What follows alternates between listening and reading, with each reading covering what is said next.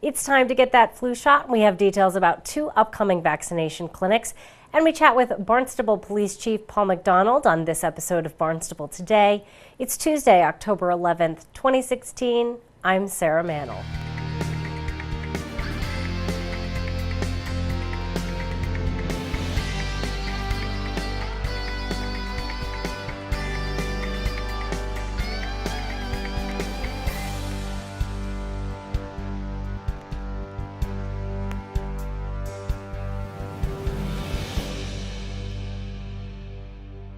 Flu season is upon us. We have all the details you need to take advantage of the town's 2 vaccination clinics.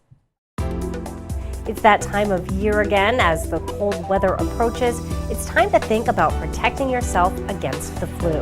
The town of Barnstable Public Health Division will host 2 flu clinics this fall. Health Division Director Tom McKean recommends everyone get a flu shot. It's so important to get the flu shot each year because especially if you have a suppressed immune system or you have underlying illness, flu can be very dangerous. But also healthy people as well, protect yourself from getting the seasonal flu, which can knock you off your feet for a couple of days, as you know, if you ever got the flu. McKean says this year's flu shot prevents against the 4 most recent strains of flu viruses. The process takes only about 5 minutes, and drive-through service is available. There are volunteers and nurses on hand to make getting your flu shot quick and easy. The flu clinics are available to Barnstable residents for just $3. The first vaccination clinic will be held Wednesday, October 19th from 9 a.m. to 11 a.m. The second vaccination clinic will be held Wednesday, November 16th from 3 to 5. Contact the Barnstable Health Division with any questions. To find out the latest in Barnstable Police Department news, Channel 18's Sarah Colvin chats with Police Chief Paul McDonald. We share that interview with you now. Chief, a number of things to review today. First, we'll start off with reports of a stabbing on Saturday night. What happened here? Yeah, we did about approximately 11:30 Saturday night. We responded to a fight on Main Street in the 500 block. 2 individuals were fighting. As the officers were responding, the additional call that one of the individuals had been stabbed multiple times in the chest. When the officers arrived, there were 4 individuals there. They all took off running. One suspect was detained at the scene. He was the victim. He was determined very quickly that he was not stabbed in the chest. He had a superficial wound to one of his hands. At that time, we interviewed several witnesses there. We were able to obtain several videos. A couple of witnesses who did not want to be named in the report did turn over their cell phones. We were able to download multiple videos of the incident. So we do have the whole thing captured on video. We're out there actively as of today. We still have not found the other 2 individuals that we're looking for were possible suspects. But there was a fight with a superficial wound. The individual was treated at the hospital and released. We do expect to make an arrest shortly. Indeed. So, Chief, also hearing reports of a freak accident on East Main Street on Friday. What was that all about? It was a crazy accident. Came in about 3:45 Friday afternoon. You know, anybody knows that section of town, that particular time of day is gridlock traffic. The traffic coming in from Yarmouth and leaving on East Main Street, heading into Yarmouth and the hospital. Their shift, their 3 o'clock, 3:30 shift, getting out. The traffic is pretty gridlocked down that area.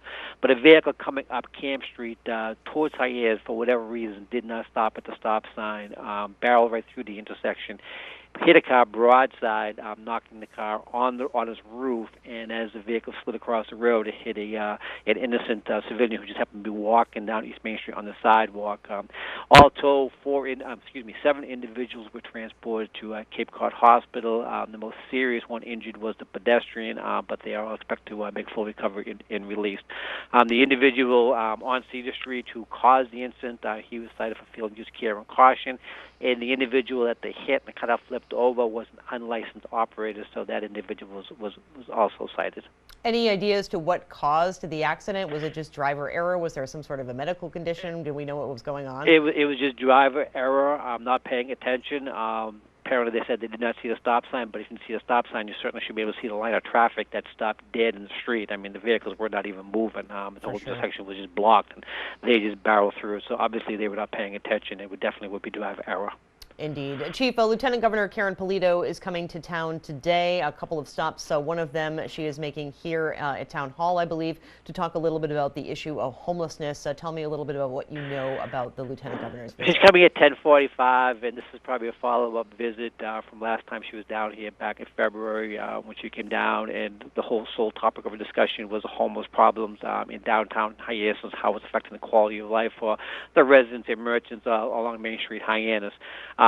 I'm sure she wants to hear what has been done since then, and a lot has been done. I mean, certainly the number of outreach workers has increased. As you know, the shelter is changing management. It's going from NOAA, from HAC, to the Catholic Social Services.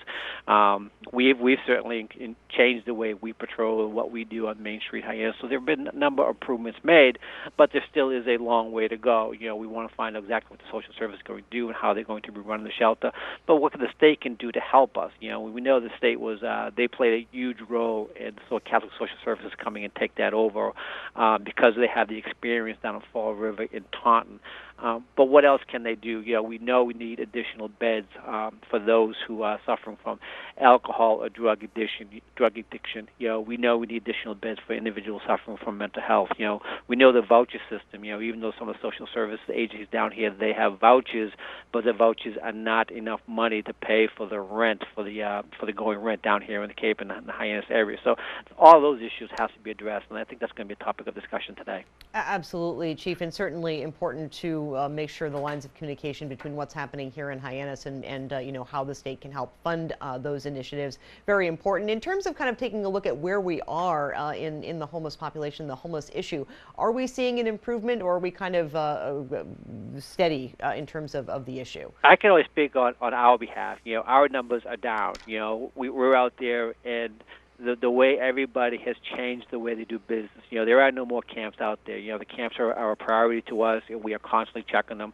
And I can virtually say I believe if there is anybody in the camps, they're deep in the woods. The number of people that we have dealt with on Main Street, our call volume is down. And speaking to the individual at NOAA Shelter, the number of people who are staying at NOAA, those numbers are down also. So we're moving in the right direction. And I'm not saying we're moving in the right direction to solve homelessness, but we're moving in the right direction as managing the problem the very best we can, very best that we can do. And I think that's a huge step in the right direction. Absolutely. So we'll look forward to seeing what happens and what the updates are at the meeting today. And I applaud the state. The state's really stepped up to the plate here. Rose Evans, who runs the shelter program for the Commonwealth of Massachusetts, she spent so much time down here, over the past year, working with us and trying to address the problem. So the state really has done a great job, and the lieutenant has really taken this under her wing, and a lot of follow-up and providing a lot of resources to us. And if we can just increase the number of beds, so we have these individuals who are really struggling, so there's some place where they can go to get the necessary help they need.